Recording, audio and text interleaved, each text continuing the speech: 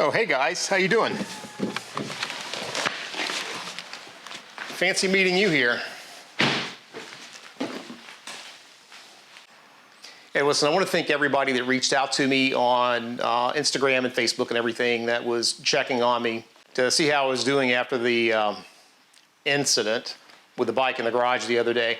I'm fine. I know I didn't talk a lot about what happened to me in the video, but you know, I went down, I hit my head. It was either on the concrete or the workbench or something, but you know, I had a bump and a headache for a couple of days, but everything's okay there. My shoulder, which has been dinged up for quite a while, got a little more dinged up, but you know, after 2 or 3 days, it's back to its normal dinged state. And then, you know, the worst thing was the knee. Yeah, I've got bad knees anyway, but I was wearing shorts when I hopped on the bike in the garage. I went down, hit my knee, took a big patch of skin off. That's probably the worst of it, but it took about 3 or 4 days for my knee to get stable again. It's still a little painful as the skin hasn't scabbed over yet, but it's stable and I can walk around. I actually got on the bike, rode around the block when I made that video the other day about the FOBO stuff. And you know, the bike's okay, I'm okay, but the bike does need a lot of repair. And I wanted to give you an update on the bike, kind of a final assessment, what damage was done, the cost that I've had to lay out to get the parts to fix it up, and then kind of talk about maybe a series of fixing up the Fat Bob videos that are going to be coming out after the parts come in and I start doing all the work. So let's go take a look at the bike.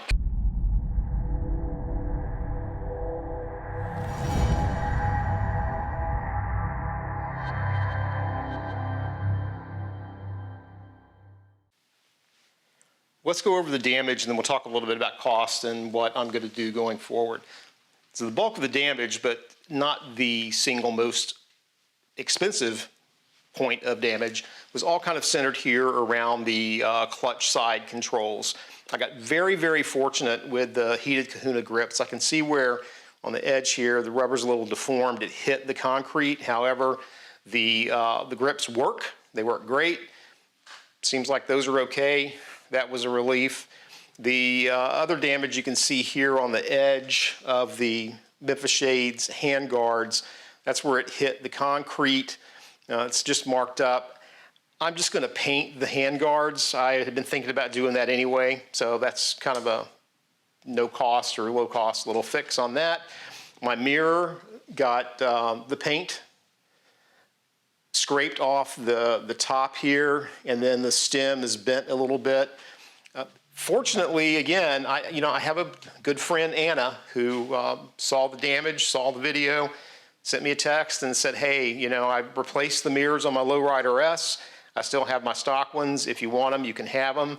So, you know, that's just awesome. I'm going to be able to swap those out at no cost. So, you know, biker friends, thanks, Anna. I really appreciate it. The most expensive part of the damage here, at least from what I can tell, is the lever. Once again, very fortunate. This is a PSR adjustable Journey lever.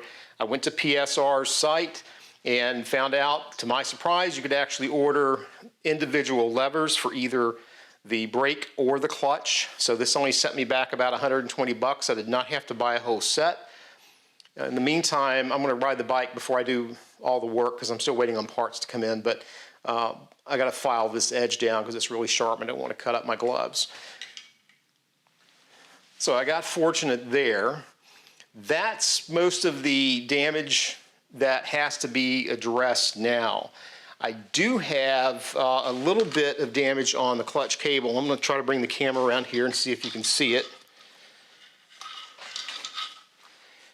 Black's a little hard to see probably, but the edge of the handguard here cut 2 little pieces into the covering of the clutch cable. The clutch cable works fine. I don't have a problem with this. I'm going to go ahead and ride the bike like this, monitor it, but if I see there's a problem, then I'm going to replace the cable. Otherwise, I'll probably wait till I hit my 15,000 mile maintenance, which is about another 2,500 miles, and then I may go ahead and replace that clutch cable anyway.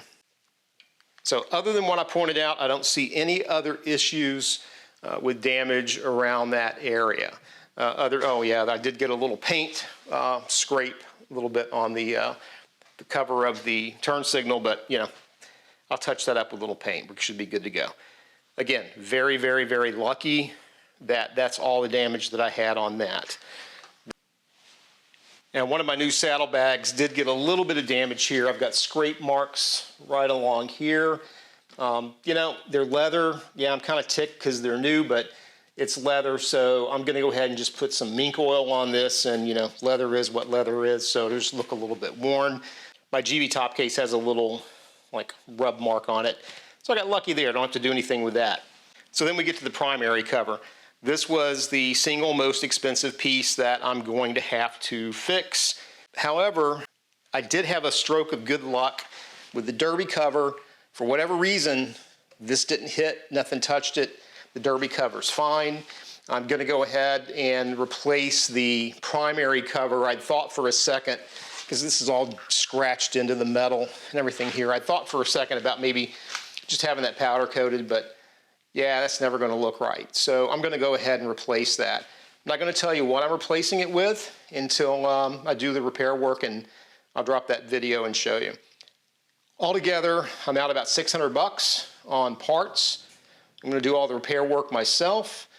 Could have been a lot worse. Had the bike fallen over on the exhaust side, I probably would be replacing the entire exhaust system. As it is, I don't have to do that. That would have been really expensive. I've already ordered all the parts. I have a few of the parts in the trunk of the car. The rest of the parts will be in from Harley in hopefully about a week to a week and a half.